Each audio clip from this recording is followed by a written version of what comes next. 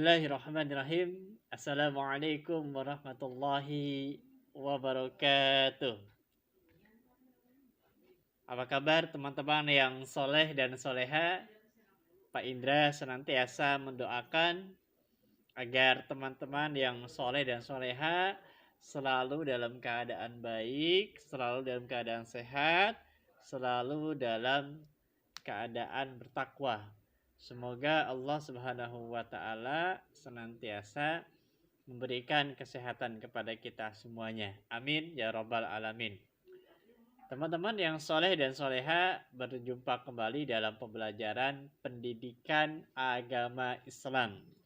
Dalam kesempatan ini kita akan membahas masih mengenai ciri-ciri anak soleh. Ingat, pekan kemarin kita sudah membahas apa teman-teman?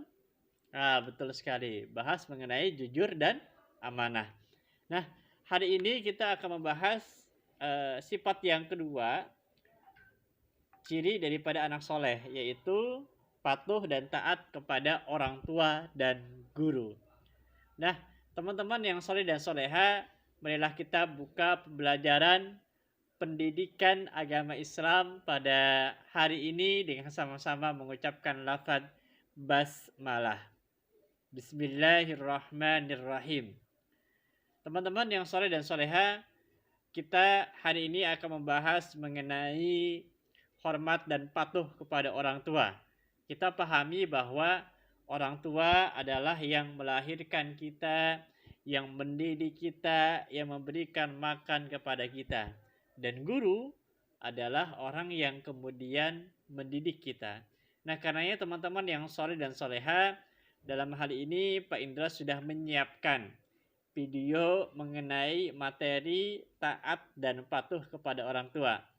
Yuk teman-teman yang soleh dan soleha, kita simak pengertian dan penjelasan mengenai hormat dan patuh kepada orang tua.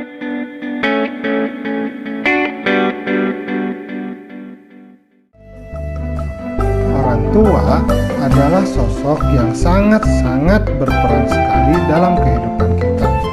Yang pertama, ibu yang melahirkan kemudian merawat kita dengan penuh kasih sayang. Yang kedua, ayah yang membimbing serta menafkahi kita dengan penuh tanggung jawab. Coba dilihat gambarnya ya. Di sini ada keluarga, ada ayah, ada ibu, ada kakak, kemudian ada adik. Nah, adik berkata nih, kata adik, aku sayang ayah dan bunda. Nah, kamu juga harus seperti itu ya, harus selalu sayang kepada orang tua kamu, kepada ayah dan kepada bunda. Kalau kamu sayang kepada orang tua, maka kamu harus patuh kepada mereka berdua. Hormat dan patuh kepada orang tua adalah perintah dari Allah Subhanahu wa Ta'ala. A'udzu billahi minasyaitonir rajim. Wa wassaynal insana biwalidayhi hamalathu ummuhu wahnan ala wahnin wa fisaluhu fi 'amaini anishkurli waliwalidaika ilayyal masir. Dan kami perintahkan kepada manusia agar berbuat baik kepada kedua orang tuanya. Ibunya telah mengandungnya dalam keadaan lemah yang bertambah-tambah dan menyapihnya dalam usia 2 tahun. Bersyukurlah kepadaku dan kepada kedua orang tuamu. Hanya kepada aku kembalimu. Quran Surat Luqman ayat ke-14. Nah, di sini ada gambar ya. Ada seorang anak mengucapkan salam ya, sambil mencium tangan dari bapak dan ibu guru. Dia bilang kepada mereka, Assalamualaikum, katanya.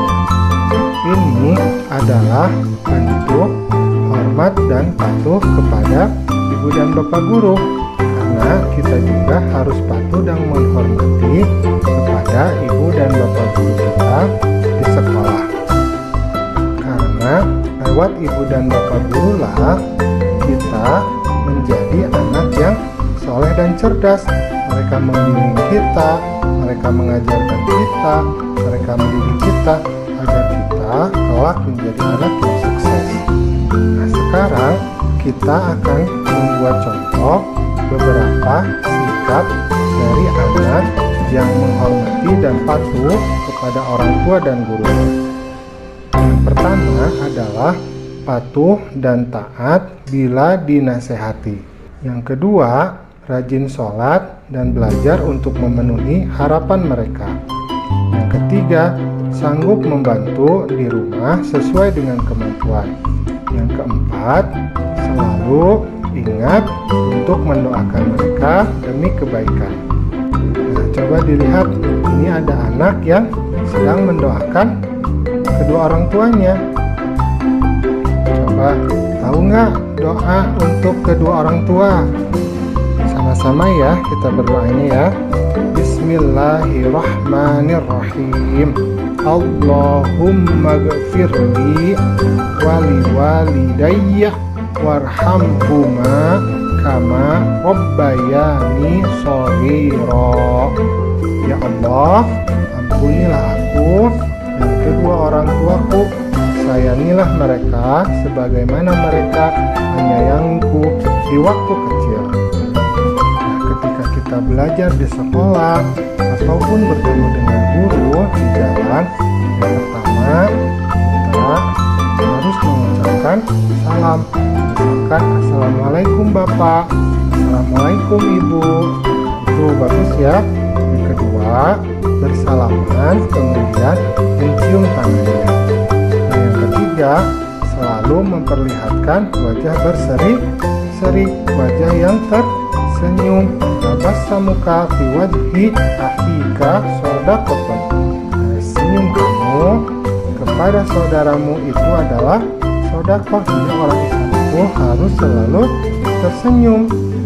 Nah, ketika bapak dan ibu guru memberikan tugas atau pekerjaan rumah, hendaknya kita yang pertama selalu mengerjakan dan menyelesaikannya tepat waktu. Jangan mengulur-ngulur waktu sehingga nanti kalau sudah dekat tugasnya kita menjadi panik ya, takut belum selesai.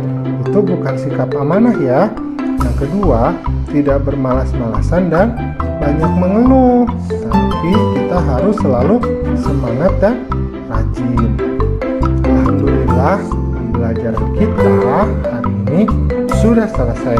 Jangan lupa untuk selalu mencintai orang tua kita di rumah dan guru kita.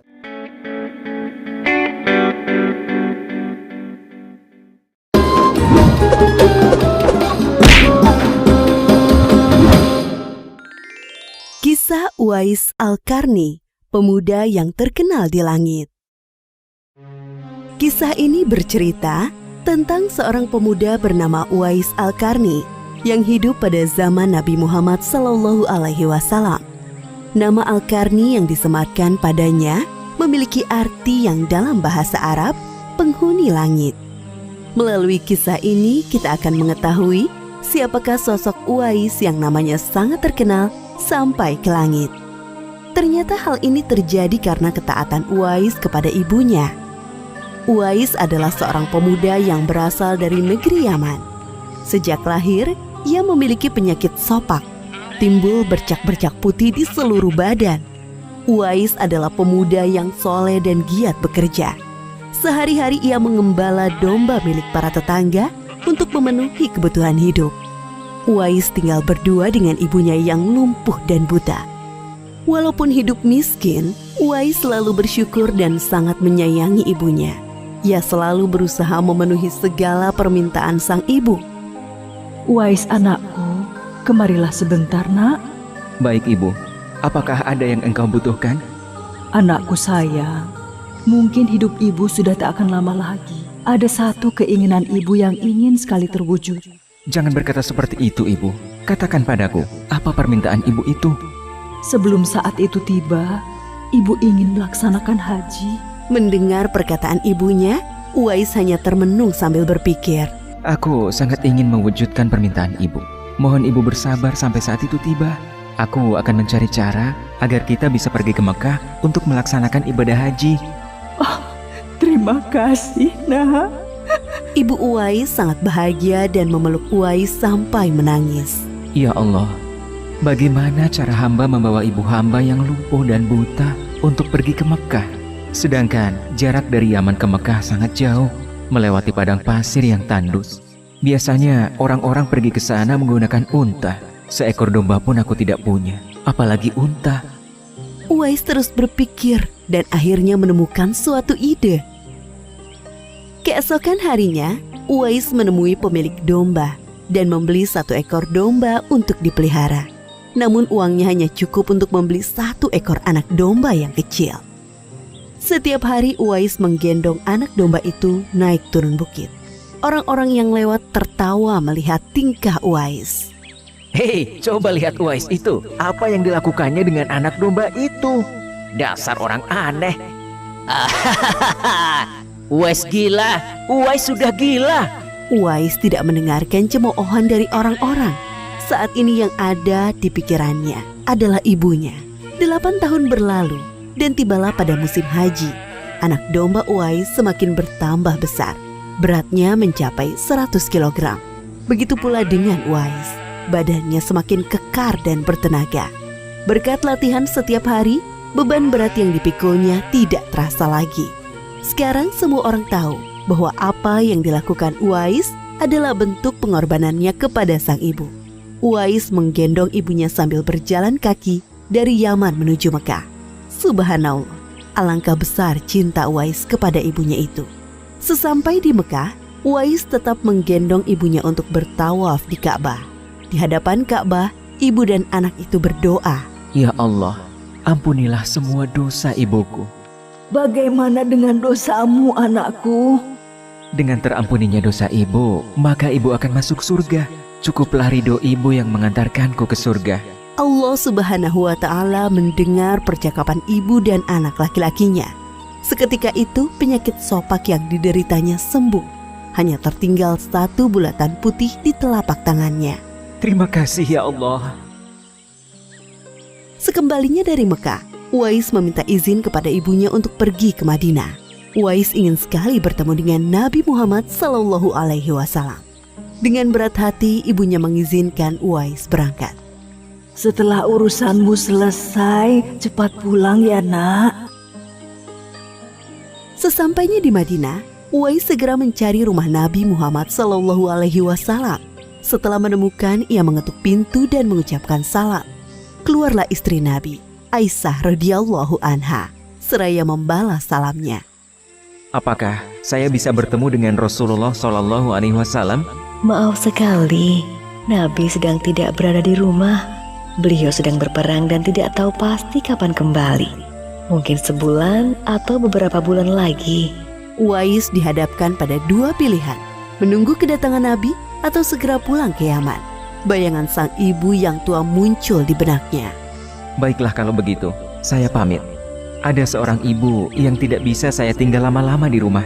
Sampaikan salam saya kepada Rasulullah SAW jika beliau sudah kembali dari perang. Terima kasih. Uwais kembali ke Yaman dengan perasaan haru dan sedih. Di satu sisi Uwais sangat ingin bertemu dengan Nabi Muhammad SAW. Namun di sisi lain, ia sangat mengkhawatirkan kondisi ibunya. Akhirnya ia memilih untuk segera pulang ke Yaman. Peperangan telah usai dan Nabi Muhammad SAW pulang ke Madinah. Aisyah radhiyallahu anha menceritakan perihal pemuda yang mencari beliau. Nabi mengatakan bahwa Uwais adalah pemuda yang sangat taat kepada ibunya. Karena ketaatan kepada ibunya itu, nama Uwais sangat terkenal di kalangan penduduk langit. Seperti yang tersebut dalam hadis Sahih Muslim Syarah An-Nawawi nomor 2542, dikatakan bahwa sebaik-baiknya tabi'in adalah Uwais Al-Qarni. Saat Nabi Muhammad SAW berbincang-bincang dengan Umar bin Khattab dan Ali bin Abi Thalib, beliau menceritakan tentang sosok Uwais. Apabila kalian bertemu dengan Uwais, mintalah doa dan istighfar kepadanya. Dia adalah penghuni langit. Perhatikan di telapak tangannya ada tanda berwarna putih. Dulu sejak lahir ia menderita penyakit sopak. namun atas kesalehan dan ketaatan kepada ibunya, Allah Subhanahu wa Ta'ala menyembuhkan penyakitnya. Sampai pada akhir kematian Uwais, terjadi hal yang menggemparkan. Banyak sekali orang yang hadir mengurus pemakamannya. Orang-orang itu adalah penduduk langit yang dikirim oleh Allah Subhanahu wa Ta'ala. Subhanallah, Maha Suci Allah, sungguh mulia sosok Uwais ini. Demikianlah kisah Uwais Al-Qarni, pemuda yang namanya terkenal di langit. Karena ketaatan pada ibunya, Allah Subhanahu wa Ta'ala meninggikan derajatnya. Dalam kisah ini dapat kita ambil pelajaran berharga bahwa kita harus berbakti kepada orang tua. Semoga kisah Uwais Al-Qarni ini menjadi pengingat agar kita selalu mendoakan kedua orang tua di setiap waktu dan menambah ketaatan kepada mereka.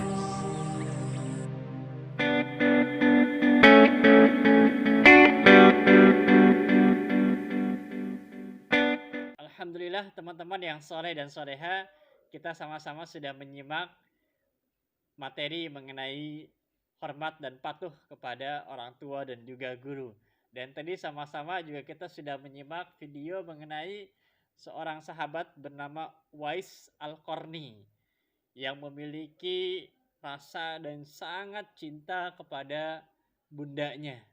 Sehingga dengan keikhlasan, dengan keridhoannya, Uwais Al-Qarni menggendong bundanya tercinta dari Yaman ke Mekah untuk melaksanakan ibadah haji. Sebetulnya itu belum seberapa dibandingkan dengan jasa orang tua kita, jasa guru kita kepada diri kita. Karenanya teman-teman yang soleh dan soleha, Pak Indah ingatkan, selama kita masih hidup, yuk kita menghormati orang tua dan guru kita. Kalau ingin sukses kehidupan kita di dunia maupun di akhirat, ingat selalu jaga ketaatan, kepatuhan kita kepada orang tua dan guru. Teman-teman, marilah sama-sama kita tutup pembelajaran pendidikan agama Islam pada kesempatan hari ini dengan sama-sama membaca hamdalah. Alhamdulillahirabbil alamin. Kemudian doa penutup majelis, subhanakallahumma wa bihamdika asyhadu an la ilaha illa anta astaghfiruka wa atubu ilaik. Terima kasih. Wabillahi taufiq wal hidayah. Wassalamualaikum warahmatullahi wabarakatuh.